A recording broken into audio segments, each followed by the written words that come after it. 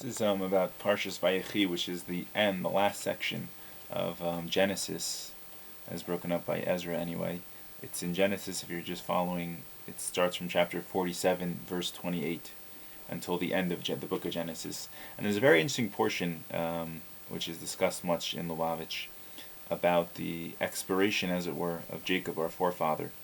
It happens during the sixth portion, so we're looking at chapter 49, and it's verse 33. It's Jacob had just concluded blessing every single one of his sons with different blessings, and this is what the verse says. And Jacob concluded, commanding his sons, and he drew his legs up into the bed, and expired, and was brought into his people.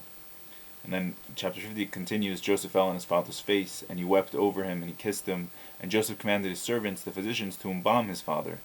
That was the custom in Egypt. And the physicians embalmed Israel. And 40 days were complete for him, so the days of embalming completed, and the Egyptians wept over him for 70 days. So anyway, it goes on to say how he was mourned. And then he asked permission to take him out to bury him in the cave that Abraham had purchased for the forefathers. Now Rashi has a very interesting note here, often discussed, verse 33. And he drew his legs, Hebrew, ve'esofra, he drew in his legs, and expired and was brought in. Rashi says, but no mention is made of death in his regard. And our rabbis of blessed memory said, our forefather Jacob did not die. He quotes Tanit 5b. If you look there, you see it's a whole discussion between, I think, Rabbi Yitzchak and Rabbi Yochanan. I think it says, Amar Rabbi Yochanan, Yaakov vinu lo meser. Rabbi Yochanan says, Yaakov, our forefather, did not die. And so Rabbi Yitzchak tells him, didn't they embalm him? Didn't they eulogize him? Was it, what are you talking about? And so he says they did, but this was just for this was just for kind of a show. And Rabbi Yochanan at one point says, just like his sons are alive, so too he is alive.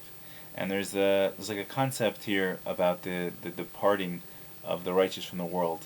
That when a righteous person like Jacob, our forefather, who says about him that his bed was complete, meaning all 12 of his sons carried out his mission in this world and furthered his mission in this world, which was the spreading the knowledge of the one true God of Israel, and he is Israel, to the inhabitants of the whole planet. All 12 of his sons were seen as perfectly righteous, despite their several occurrences which one could interpret to show that they weren't actually perfectly righteous, depending on if you're a chassid or if you interpret it literally or however. But they were men of very high stature and high caliber, either way, any way you want to look at it.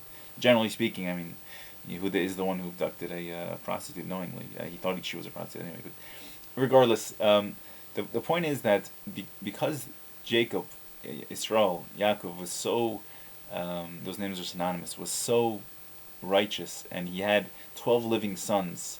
So Rabbi Yochanan and Rabbi Yitzchak, and if you look at the Gemara, it looks like they're having a discussion almost about when Rabbi Yochanan is going to pass away, because I think Rabbi Yitzchak is Rabbi Yochanan's student, and he's saying, and he's talking to him about when he's going to pass away.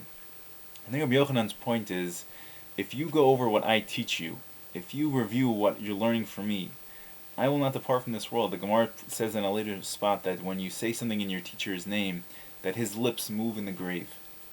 And there's a concept that for the righteous, their life here is transient. It's a few years, 70 years, 80 years, in Yaakov's case, 147 years. But what they leave on this planet for all eternity is eternal. And, basically, nowadays we're very fortunate in a way, but it's a very peculiar case that we're able to record people like in this format, and we can have this technically, if the internet, if nothing happens to it, if no one abolishes it, we can have this online forever, for what it's worth, and you can be really preserved forever. But before such a thing happened, really what person that was there writing, and even writing was hard to hold on to, because books were passed from generation to generation. They got worn. They didn't have they didn't have the technology they have now. A way a person was remembered, the main way, was by his good deeds, by the lessons he saw, the way he lived his life. And I think Rashi's point here is even a point even about Rashi himself. And by Rashi, we already had, I think, much more of an ability to print and to hold on to print things. They had complete copies of the Talmud in Rashi's time. Rashi commented on the entire Talmud, and they had Rashi's commentary was added to that, and then they redacted it with Rashi's commentary, and then Tosfos later, his grandchildren, were also added. So we're able to see these people even after they expire from the physical world. But it's a very sensitive point, and I think a lot of times I know that people who are very cold on Lubavitch, they give Lubavitch a hard time about a person disappearing from this world, and he's dead. If he's dead, he's dead, and there's no way he can be alive. He can't be alive and dead at the same time. But righteous people aren't the same. Righteous people aren't the same caliber. They don't have the same. They're not subject to the same rules as the rest of us. There's a book called if you're Sephardic, this book is like your Kitzur Shulchan Aruch. It's called the Ben Ish Chai, and the Ben Ish Chai was a Iraqi codifier of Jewish law. His father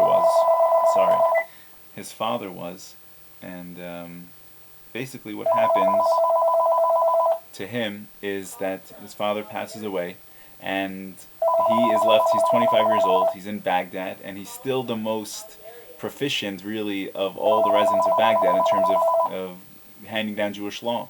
So they want to be ascend to the position of rabbi, but he's not ready to do it. So what happens is he says his father would visit him during the year and would go over Jewish law with him, and he would write down what his father had taught him, and he called this the book of the Ben Ish Chai, the book of the living man.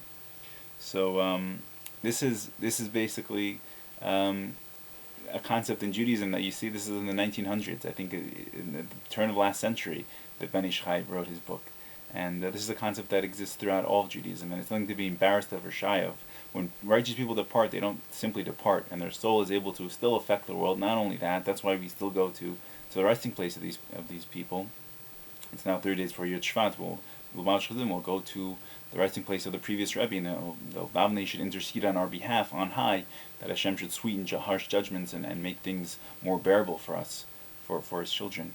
And it's nothing to be embarrassed of. And there's no. It's one of the things. Obviously, the entirety of religion, you have to take on faith. But there's no. It's a very Jewish concept to have a life after death, and it's something that it comes from the Torah itself in this week's parsha. I'm open to any comments and discussion on this. Thank you so much.